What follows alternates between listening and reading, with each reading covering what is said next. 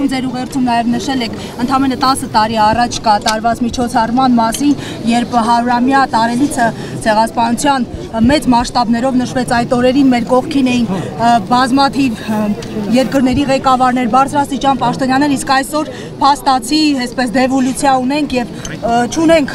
բացի անատամ հայտարարություններից ոչինչ։ Ինչով եք սա պայմանավորում Թուրքիային հաջողանալու փորձ է, թե այլ բան կա։ Ես չգիտեմ ինչ կա, բայց որ պետությունը մի տեսակ երկրորդ պլան է մղել ցեղասպանության հարցը, դա փաստ է։ Իսկ ենթադրել թե նրանք ինչ են մտածում, ինչու են անում, անշնորհակալ գործ է, որտեղ նրանք կարող են հարցը առաջնային չէ իրենց համար եւ արդյոք այս քաղաքականությունը ուրացման քաղաքականություն չի հաշվի առնելով Փաշինյանի հայտարարությունները ցեղասպանության ընկալման վերաբերյալ նաեւ։ Գիտեք, որ ասեմ 100%-ով ուրացել են, չէ, հա, կարծես թե այսօր են եկել այստեղ եւ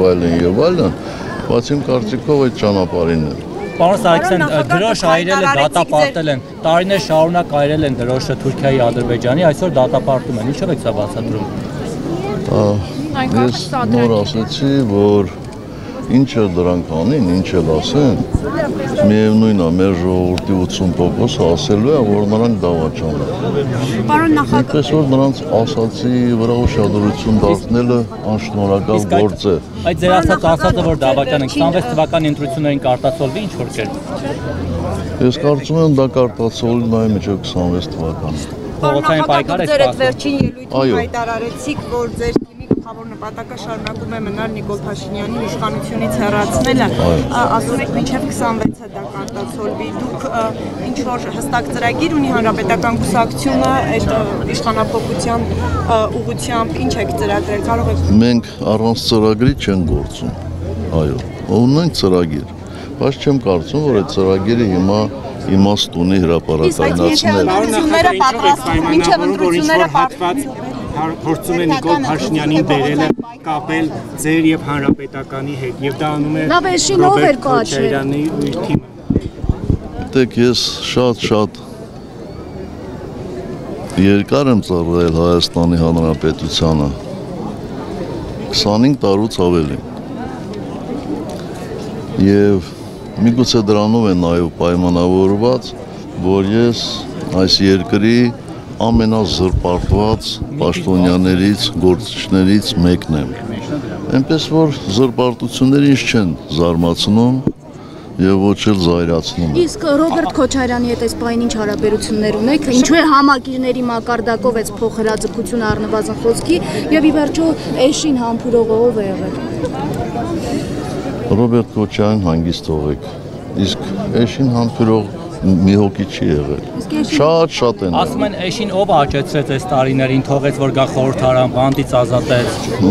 Ինչ անշանակում թողեց, ասենք խորհրդարանի բանալիներ իմ ձեռն էր։ Չէ, որ բանտից ազատվեց համաներմամբ, հետո մտավ քաղաքական։ Բայց մենակ ինքը չի համաներմամբ ազատվել, չէ,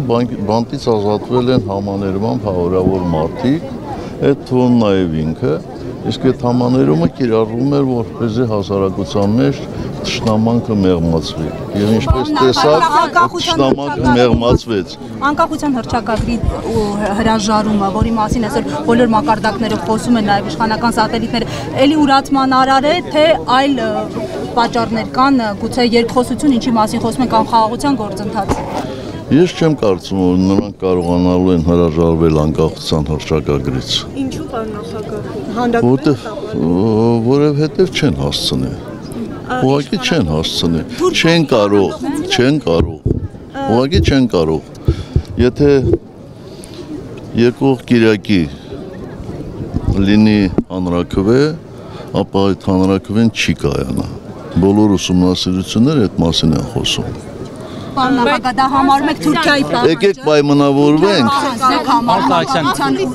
Այդ փողոցային պայքարը երբ է սպասվում։ Սամոյանը ձեզ ասում է անբագորգոր հայտարարություններ անելուց առաջ հայրու մեջ նայեք, միգուցե ամաչեք։ Ինչ-որ բան կա, որի համար դուք կարող եք ամաչել։ Եթե ամաչելուց ենք խոսում, ձեր նշած այդ անձնավորությունը, նրա հետ մի 70-80 հոգի, այդ մասին ընդհանրապես պետք է լռեն, որտեղ իրենք կարմիր են, երբ որ նայեն հայելու մեջ։ Փողոցային պայքարից եք խոսում։ Հեռացնելու ձեր այս հայտարարությունը հաջողությամբ կպսակվի, որովհետև իր պաշտոնավարումից հետո բազմաթիվ այդպիսի փորձեր ամեն դեպքում ընդդիմությունը չի հաջողել հասցնել նպատակին, վերջնակետին։